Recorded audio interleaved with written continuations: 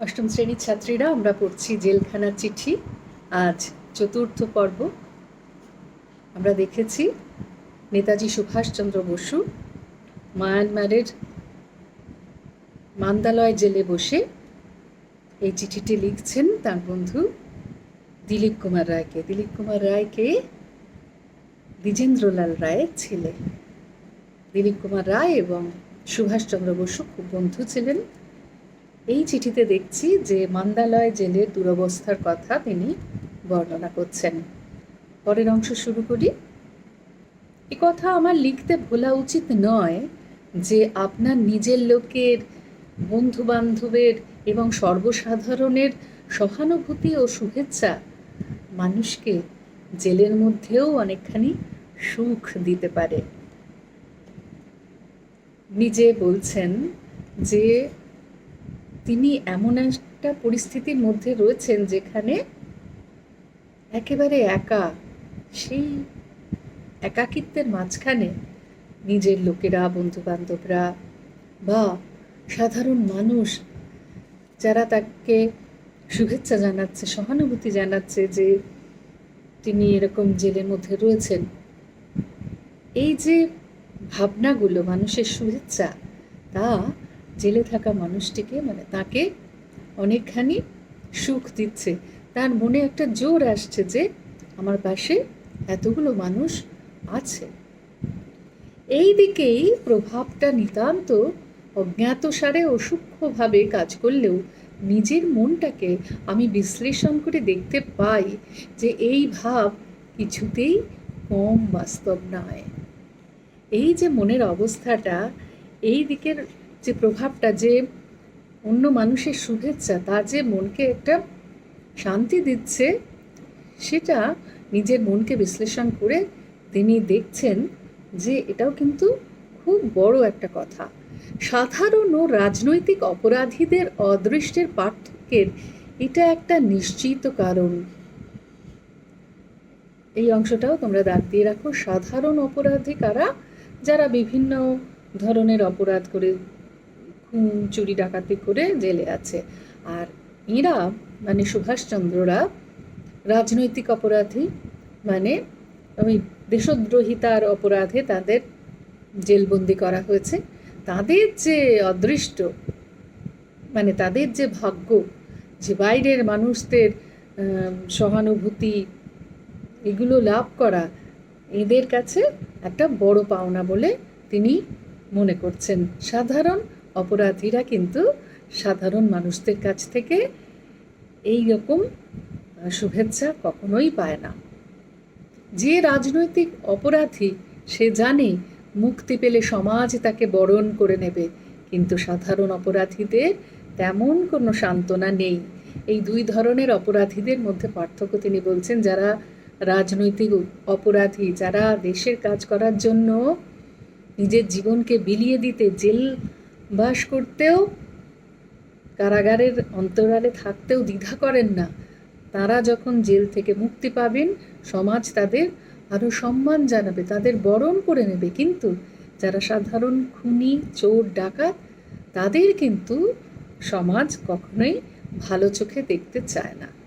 সে বোধ হয় তার বাড়ি ছাড়া আর কোথাও কোনো সহানুভূতি আশা করতে পারে না, এবং সেই জন্যই সাধারণের কাছে মুখ দেখাতে সে লজ্জা পায়। সাধারণ অপরাধীদের এটা মনোভাব ঠিকই যে যারা অপরাধী হয় তাদের তো আমরা ভালো চোখে খুব একটা দেখতে পারি না। আমাদের ইয়ার্ড ওই জেলের যে অঞ্চলের মধ্যে তারা রয়েছেন, সেই ইয়ার্ডে যে সমস্ত কয়েদির কাজ করতে হয়, তাদের কেউ কেউ আমাকে বলে যে তাদের নিজের লোকেরা জানেই না যে সে জেলে বন্দি। রাজনৈতিক অপরাধী যারা, তাদের একটা আলাদা ইয়ার্ড বা একটা আলাদা বিভাগ করে রাখা হয়েছে। সেখানে কিছু কিছু অপরাধী আছে, তারা কয়েদিদের মধ্যে থেকে তারা ওই সেই সব ইয়ার্ডে কাজ করে। তো তাদের সঙ্গে সুভাষের কথা হয়েছে। তাদের কাছ থেকে সুভাষ জানতে পেরেছেন যে তাদের বাড়ির লোকেরাও জানে না যে তারা জেলে বন্দি আছে, কারণ যদি সেটা জানায় তাহলে সমাজে তাদের স্থানটাও বোধহয় নিচে নেমে যাবে। লজ্জায় তারা বাড়িতে কোনো সংবাদও দেয়নি। জেল বাস করা মানে একটা সমাজের লজ্জাজনক পরিস্থিতিতে পৌঁছে যাওয়া। সেই জন্য বাড়িতে কেউ খবরও দেয় না, বাড়ির লোকেরা জানতেও পারে না সে জেল খাটছে। এই ব্যাপারটা আমার কাছে নিতান্ত অসন্তোষজনক বলেই মনে হয়। এই ব্যাপারটা সুভাষচন্দ্রের একেবারেই পছন্দ হয়নি। সভ্য সমাজ অপরাধীদের প্রতি আরও সহানুভূতি কেন দেখাবে না? দেখো, এর আগে বলছিলেন না যে জেলের মধ্যে কি পরিবেশ, এই পরিবেশটা মানুষের উপযোগী নয়। কারণ কত বড় মানুষের মন, ভাবো সুভাষচন্দ্র বসুর মনখানা কত উদার। তিনি বলছেন এই মানসিকতা থেকেই যে যে একবার অপরাধ করে সে যে বারবার অপরাধ করবে এবং ক্রমাগত অপরাধ করেই চলবে, তার কিন্তু কোনো মানে নেই। যে একবার অপরাধ করেছে সে হয়তো নিজেকে শুধরে নিতে পারে, সেই শুধরানোর সুযোগটুকু তাকে দিতে হবে। তার প্রতি সহানুভূতি থাকবে যে সে অন্যায় করে ফেলেছে। যদি সত্যিই সে মানুষ হয় তাহলে নিজের অপরাধ স্বীকার করবে এবং আর সে অপরাধের দিকে যাবে না। সেই জন্য সভ্য সমাজের উচিত অপরাধী যারা তাদের প্রতি একটা সহানুভূতি দেখানো। অবশ্যই সেখানে যদি ইচ্ছাকৃত কোনো অপরাধ হয়ে থাকে সেক্ষেত্রে অন্যরকম বিচার হবে। পরের অংশ, আমার জেলের অভিজ্ঞতা বা তার থেকে যে সমস্ত চিন্তা মনে আসে সে সম্বন্ধে পাতার পর পাতা লিখে যেতে পারি, কিন্তু একটা চিঠির তো শেষ আছে। আসলে এত কথা জমে আছে তার, দিনের পর দিন একা ওই লোহার গড়াদের পেছনে বসে আছেন তিনি, কারো সঙ্গে দেখা নেই। ওই চিঠির মধ্যে দিয়েই তার বন্ধু আত্মীয়দের সঙ্গে যোগাযোগ। তাই যখন চিঠিটি লিখতে বসেন কত কত কথা যে মনের মধ্যে ভিড় করে আসে। তাই তিনি বলছেন যে পাতার পর পাতা লিখে যেতে পারি, কিন্তু চিঠি তো শেষ করতে হবে। আমার বেশি উদ্যম ও শক্তি থাকলে একখানা বই লিখে ফেলার চেষ্টা করতাম, কিন্তু সে চেষ্টার উপযুক্ত সামর্থ্যও আমার নেই। তিনি বলছেন যে এত কথা জমে আছে, সেই সমস্ত কিছু যদি একটা বইয়ের মধ্যে লিখে ফেলা যেত সেটাও বুঝি কম পড়ে যেত, কিন্তু সেই সামর্থ্য এই মুহূর্তে তার নেই। আমাদের জেলের কষ্ট দৈহিক অপেক্ষা মানসিক বলে মনে করার আমি পক্ষপাতী। শারীরিক যে কষ্ট তিনি ভোগ করছেন জেলের মধ্যে সেটাকে ছাপিয়ে তিনি মনের কষ্টটাকেই বেশি জোর দিচ্ছেন। যেখানে অত্যাচার ও অপমানের আঘাত যথাসম্ভব কম আসে সেই বন্দি জীবনটা ততটা যন্ত্রণাদায়ক হয় না। অত্যাচার ও অপমানের আঘাত যথাসম্ভব কম যেখানে, সেই বন্দি জীবন ততটা কষ্টের হয় না। এই সমস্ত সূক্ষ্ম ধরনের আঘাত উপর থেকেই আসে। জেলের কর্তাদের এ বিষয়ে কিছু করার থাকে না। মানে ইংরেজ যারা কর্তৃপক্ষ তারাই এইসব আঘাতগুলো দেন। জেলে যারা কাজ করছেন তার মধ্যে তো ভারতবাসীও রয়েছেন, বাঙালিও রয়েছেন, সেই সব জেলের কর্তাদের হাতেও থাকে না সব কিছু। আমার অন্তত এইরকমই অভিজ্ঞতা। মানে উপরের বড় কর্তারা যা বলবেন সেই সব জিনিসই জেলের কর্তাদের মানতে হবে। এই যেসব আঘাত বা উৎপীড়ন, পীড়ন মানে অত্যাচার, এগুলো আঘাতকারীর প্রতি মানুষের মনকে আরও বিরূপ করে দেয় এবং সেই দিক দিয়ে দেখলে মনে হয় এগুলোর উদ্দেশ্য ব্যর্থ। কি বলছেন যে যে আঘাত ইংরেজ সরকার করছে এই রাজনৈতিক বন্দীদের ওপর, সেই আঘাত এত বেশি রূঢ় যে আঘাতকারীর প্রতি মানুষের মনকে কিন্তু আরও বিরূপ করে তুলছে। এবং এরা যা ভাবছে, ইংরেজরা যা ভাবছে যে যত অত্যাচার করব তত ওরা এগুলো ছেড়ে দেবে, মানে বিপ্লবীরা বিপ্লব করা ছেড়ে দেবে, ফল কিন্তু উল্টো হচ্ছে। ইংরেজদের উদ্দেশ্য কিন্তু ব্যর্থ হচ্ছে। রাজনৈতিক বন্দীরা, স্বদেশীরা, বিপ্লবীরা যত অত্যাচারিত হচ্ছে তত তাদের মধ্যে একটা দৃঢ় সংকল্প তৈরি হচ্ছে যে যতই আমাদের আটকে রাখা হোক না কেন আমরা এর প্রত্যুত্তর দেবই, স্বাধীনতা আমরা ছিনিয়ে আনবই। কিন্তু পাছে আমরা আমাদের পার্থিব অস্তিত্ব ভুলে যাই এবং নিজেদের অন্তরের মধ্যে একটা আনন্দধাম গড়ে তুলি। তাই এইসব আঘাত আমাদের উপর বর্ষণ করে আমাদের স্বপ্নাবিষ্ট আত্মাকে জাগিয়ে বলে দেয় যে মানুষের পারিপার্শ্বিক অবস্থা কি কঠোর ও নিরানন্দময়। আসলে এগুলো তাদের মনকে ছুঁতে পারছে না, এত এত অত্যাচার মনকে ছুঁতে পারছে না, কিন্তু তিনি বলছেন যে আমাদের মনের, মানে তাদের মনের মধ্যে যে ভাবনাটা রয়েছে সেই ভাবনাগুলোকে আরও বেশি করে গুরুত্ব দিয়ে শরীরের আঘাতকে ভুলে থাকার একটা যেমন প্রচেষ্টা হচ্ছে, সেই সঙ্গে যে এই সব আঘাতগুলো তাদের মনকে বারবার করে জাগিয়ে তুলছে, জাগিয়ে তুলে বলছে যে এইভাবে ভাবতে হবে যে মানুষ কি অপরিসীম কষ্টের মধ্যে রয়েছে, কি নিরানন্দময় তার পরিবেশ। একখানা জেলের পরাধীনতার মধ্যে দিয়েই কল্পনা করা যায় যে দেশবাসী কি কষ্টের মধ্যে দিয়ে আছে। এই যে বড় উপলব্ধি, সেই উপলব্ধির জায়গা থেকেই কিন্তু নিজেদের কষ্টটা অনেক কম হয়ে যায়, এবং নিজেদের কষ্ট সেই উপলব্ধি করা, নিজের কষ্টটা উপলব্ধি করার মধ্যে দিয়ে আরও বড় একটা ভাবনার উপলব্ধির কথা তিনি এখানে বলছেন। তুমি বলেছ যে মানুষের অশ্রু দিনের পর দিন কেমন করে সমস্ত পৃথিবীর মাটিকে একেবারে তলা পর্যন্ত ভিজিয়ে দিচ্ছে। এই দৃশ্য তোমাকে প্রতিদিন গভীর ও বিষণ্ণ করে তুলেছে। সুন্দর কথা, যে মানুষ বড় কাঁদছে, তুমি মানুষ হয়ে তার পাশে দাঁড়াও। মানুষের চোখের জল দিনের পর দিন পৃথিবীর মাটিকে যেন একেবারে তলা পর্যন্ত ভিজিয়ে দিচ্ছে। মানে এটা তো একটা দৃশ্য, মানে কল্পনার দৃশ্য, অনুভূতির দৃশ্য বলা যায়। সেই দৃশ্য যেন বন্ধু দিলীপ কুমার রায়কে দিন দিন বিষণ্ণ করে তুলছে। সুভাষ কি বলছেন পড়ি, কিন্তু এই অশ্রু সবটুকুই দুঃখের অশ্রু নয়। এই যে কান্না, এই কান্না কিন্তু শুধুমাত্র দুঃখের জন্য নয়, এর মধ্যে করুণা ও প্রেমবিন্দু আছে। করুণা মানে দয়া এবং ভালোবাসাও রয়েছে। এই কান্না শুধুমাত্র দুঃখের জন্য নয়। মানুষ অন্যের দুঃখে যখন কাঁদে তখন কি তার নিজের দুঃখটুকু বড় হয়ে ওঠে? না, সে অন্যের সঙ্গে নিজেকে সমান করে ফেলে, বুঝতে পারে যে আরেকজন কি কষ্টে আছে। মানুষের কান্নাও, সমস্ত পৃথিবীর পরাধীন মানুষের কান্নাও তাই। তারা বুঝতে পারছে যে মানুষ কি কষ্টে আছে, সেই সঙ্গে এই ভাবনা তাকে ওই মানুষটার কাছাকাছি নিয়ে যাচ্ছে।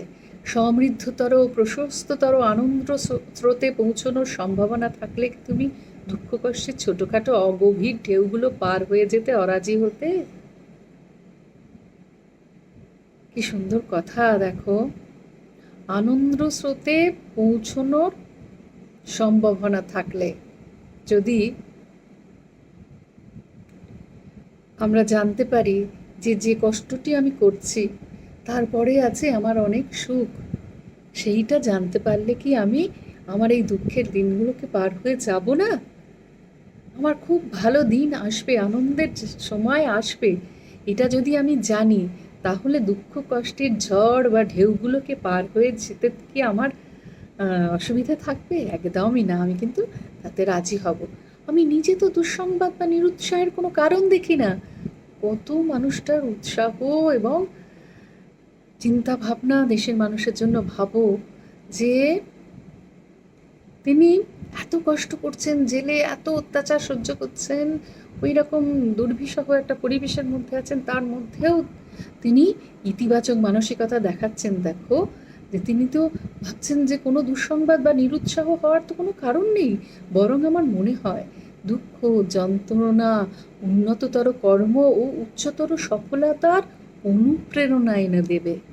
ভালো কথা, দুঃখ, যন্ত্রণা, উন্নততর কর্ম ও উচ্চতর সফলতার অনুপ্রেরণা এনে দেবে। এইসব জায়গাগুলো দাগ দিয়ে রেখো। বড় কোনো কাজ করতে গেলে তার পেছনে কিন্তু অনেকখানি দুঃখ, যন্ত্রণা, ত্যাগ থাকে। তুমি যদি পরীক্ষায় ভালো ফল করতে চাও, তাহলে যেমন তোমাকে অনেকখানি পড়াশুনো করতে হয়, সারাদিন অনেকখানি রাত জেগে তোমাকে পড়াটা তৈরি করতে হয়, একেবারে ঠোঁটস্থ করে তুলতে হয়, সেই যে ত্যাগ, সেই যে তোমার পরিশ্রম, ঠিক সেরকমভাবে বড় কিছু পাওয়ার জন্যে যদি দুঃখ যন্ত্রণা সহ্য করতে হয়, তাহলে সেটুকু সহ্য করে নেওয়া যায়। আমি যদি জানি আমার এই পরাধীনতার কষ্ট দূর করার জন্য আমাকে যন্ত্রণা সইতে হবে, কিন্তু তারপরে আসবে স্বাধীনতার সেই পরম লগ্ন, তাহলে কিন্তু আমার কাজ করার অনুপ্রেরণা আরও বেড়ে যাবে। তুমি কি মনে করো বিনা দুঃখ কষ্টে যা লাভ করা যায় তার কোনো মূল্য আছে? এটাকেও দাগ দাও। কি অপরিসীম মূল্যবান কথা এটি। বন্ধুকে জিজ্ঞেস করছেন যে বিনা দুঃখ কষ্টে যা লাভ করা যায় তার কোনো মূল্য আছে? সত্যি তো, বিনা আয়াসে যা পাই সেটা কি আমরা ততখানি মূল্য দিই? না ততখানি আনন্দ তাতে পাই? নিজের পরিশ্রমে, নিজের দুঃখ কষ্টের মধ্যে দিয়ে যে আনন্দ আমরা পাই, সে আনন্দের কি কোনো তুলনা আছে হঠাৎ পাওয়া, বিনা আয়াসে পাওয়া কোনো কিছুর সঙ্গে? জীবনে দেখবে যখন তুমি কোনো পরিশ্রম করবে, কোনো কষ্ট করবে, তারপরে যে ফলটা তুমি পাবে তার আনন্দ তোমাকে অনেক বেশি জীবনে আনন্দের মুখ দেখাবে। তুমি কিছুদিন পূর্বে যেসব বই পাঠিয়েছিলে তার সবগুলি পেয়েছি। বন্ধু বই পাঠিয়েছিলেন জেলে সময় কাটানোর জন্য, সেগুলি এখন ফিরে পাঠাতে পারবো না, কারণ তাদের অনেক পাঠক জুটেছে। সুভাষচন্দ্র শুধু বইগুলো পড়ছেন না, তার বন্ধুরা যারা সঙ্গে রয়েছেন ওই রকম বই পেয়ে আর সেই বই ছাড়তে চাইছেন না। তোমার পছন্দ যেরকম সুন্দর তাতে এই কথা বলা অনাবশ্যক যে আরও বই সাদরে গৃহীত হবে। বন্ধু জেলের মধ্যে তার সময় কাটানোর জন্য অনেক অনেক বই পাঠিয়েছেন। সেই বইগুলি তিনি এখন ফেরত দিতে পারবেন না, কারণ জেলে তার যে সঙ্গীরা রয়েছেন সেই সঙ্গীরাও সেই বইগুলি পড়বে। এবং তিনি জানেন, সুভাষচন্দ্র বসু জানেন যে তার বন্ধু দিলীপ কুমার রায় অনেক সুন্দর সুন্দর বই তাদের পাঠাবেন বারবার। সেই বই পড়ে তারা নিজেরা যেমন সমৃদ্ধ হবেন, তেমনি জেলখানার কষ্ট ভুলতেও সেই বই সহায়ক হবে। দেখো জেলখানার জীবন এবং সুভাষচন্দ্রের মনোভাব, তিনি কিভাবে ওই জেলের কষ্টের মধ্যে থেকেও একেবারেই নিরুৎসাহ হননি, নিজে তো হননি এবং দেশের মানুষকেও নিরুৎসাহ হয়ে পিছিয়ে যাতে না পড়েন সেই ভাবনার কথা বন্ধুর কাছে প্রকাশ করেছেন। এরকম একটা মানুষ আমরা পেয়েছিলাম স্বাধীনতা সংগ্রামে। তাই পরাধীনতার থেকে স্বাধীনতার দিকে এগোতে এই মানুষগুলোর অবদান আমাদের ইতিহাসে চিরকাল সোনার অক্ষরে লেখা থাকবে। এই যে চিঠিটি বারবার তোমরা পড়বে, এর যে হাতে কলমে অংশের প্রশ্ন উত্তরগুলি দেওয়া আছে, নিজেরা অভ্যাস করো। আমি অবশ্যই তোমাদের সাহায্য করব যদি কখনো প্রয়োজন হয়। আজকে আমরা এই 4র্থ পর্বেই শেষ করলুম জেলখানার চিঠি। জেলখানার অবস্থা সম্পর্কে সুভাষচন্দ্র বসুর কী মনোভাব, এবং সুভাষচন্দ্র বসু তিনি জেলখানার পরিবেশ কীরকম করতে চান, এই সমস্ত চিন্তা ভাবনার কথা এই চিঠিখানা পড়ে তুমি নিজের মতো করে লিখেও আমাকে পাঠাতে পারো। বারবার করে চিঠিটা পড়ো, ভালো লাগবে। এই মানুষটা সম্পর্কে জানতে পারবে এবং তার বন্ধু যাকে তিনি চিঠিটি লিখছেন তার সম্পর্কেও একটা ধারণা তৈরি হবে।